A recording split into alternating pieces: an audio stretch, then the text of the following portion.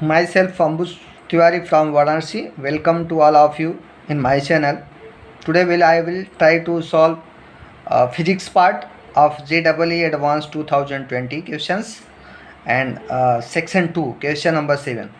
First I read the question number 7. A particle of mass small m moves in a circular orbits with potential energy V function of small r equal to f into small r, where f is a constant and small r is its distance from the origin. Its energies are calculated using the Bohr model. If the radius of the particle's orbit is denoted by capital R and its speed and energy are denoted by small v and capital E respectively, then for the nth orbit is given that small h is Planck constant. Option A is this, option B is this, option C is this, and option D is this. Means in this problem we have to find the radius of orbit and energy of the orbit, radius of the orbit and energy of the orbit and velocity of the nth orbit.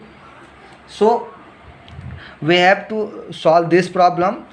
To solve this problem we have to know about the Bohr model, means Bohr postulate 1, postulate 2 and postulate 3, and concept of central force. So let us try to solve this problem.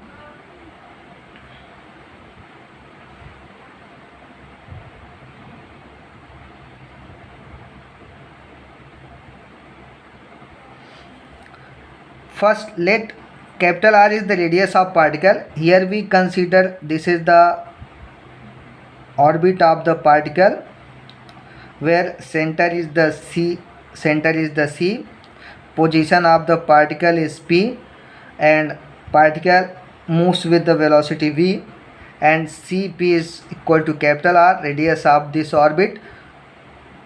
Then we know that for the circular motion we need the centripetal force, and this centripetal force is required for the circular motion. Since potential energy is function of distance, therefore there is a central force. Then central force is the force which is directed toward the center and function of the distance. So for the stability of circular orbit, central force equal to minus derivative of potential energy with respect to distance, that is minus dv by dr. Central force is directed toward the center. Second, centripetal force equal to central force. And third point, from the Bohr model we use the Bohr postulate number 2, angular momentum of particle moving in circular orbit m v into capital R equal to n h upon 2 pi, where capital R is the radius of orbit, h is the Planck constant, small n is the number of orbit. Then magnitude of central force equal to dv by dr, this is equal to d by dr. Value of vr is given f into r, therefore this is equal to f. And central force at small r equal to capital R equal to f, and centripetal force mv square r is mv square r, where r is the radius of orbit, v is the velocity of particle. Since centripetal force equal to central force, therefore mv square upon capital R equal to f. Either we multiply by half mv, then half mv square equal to f into r by 2. We know that half mv square equal to kinetic energy, then ek equal to half mv square equal to f into capital R divided by 2.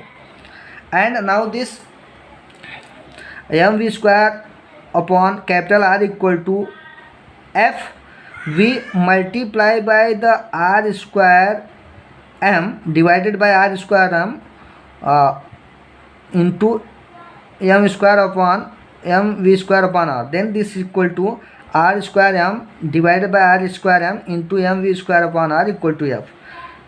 This becomes m square v square r square upon r cube into m equal to f, or this is written as m v r whole square equal to r cube m into f, or we know that m v into capital R equal to nh upon 2 pi, then this is nh upon 2 pi whole square equal to r cube m into f, or r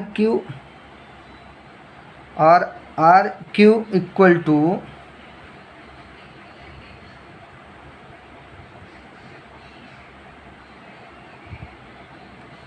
this m, since centripetal force equal to mv square r is the radius of orbit, v is the velocity of particle, m v square r equal to f, or half mv square equal to f into r upon 2, or ek equal to half mv square f into capital R divided 2, or we multiply r square by m and divide by r square upon m into this, then this become r square m divided by r square into m v square upon r equal to f, or m square v square r square upon r cube into m equal to capital F, or m v capital R whole square equal to r cube m into f. Since m v r equal to nh upon 2 pi, therefore this becomes nh upon 2 pi whole square equal to r cube m into f, or r cube equal to nh upon 2 pi whole square into 1 upon mf, or r cube equal to n square h square upon 4 pi square m into f, or r equal to capital R equal to n square h square upon 4 pi square m into f mf whole power 1 upon 3. Therefore r is proportional to n square whole power 1 upon 3, or r proportional to n power 2 by 3. Similarly, as mv square upon capital R equal to f, so v square equal to f into r upon m. We put the value of r, v square equal to f by m into n square h square upon 4 pi square m f whole power 1 upon 3, or v square equal to f upon m n square h square upon 4 pi whole power 1 upon 3 into 1 upon mf power 1 upon 3, or v square equal to f upon m into 1 upon m power 1 upon 3 f power 1 upon 3 into n square h square upon 4 pi whole power 1 upon 3, or v square equal to f power 2 by 3 upon m power 4 by 3 into n square h square 4 pi square whole power 1 upon 2, or v square equal to n square h square f square 4 pi square m power 4 whole power 1 upon 3, or v equal to n square h square f square 4 pi square m power 4 whole power 1 upon 6, or v proportional to n power 2 by 3. And total energy E equal to 1 upon half mv square into potential energy at small r equal to r. So E equal to f into r by 2 plus fr, this is equal to 3 by 2 f into r. We put the value of capital R, f equal to a capital R, then E equal to 3 by 2 f n square h square power 4 pi square mf whole power 1 upon 3. This equal to 3 by 2 n square h square n square h square n square h square f square upon 4 pi square m whole power 1 upon 3. Then this is a value of energy. Then we get the value of radius of orbit capital R proportional to n power 2 by 3, and velocity v proportional to n power 1 upon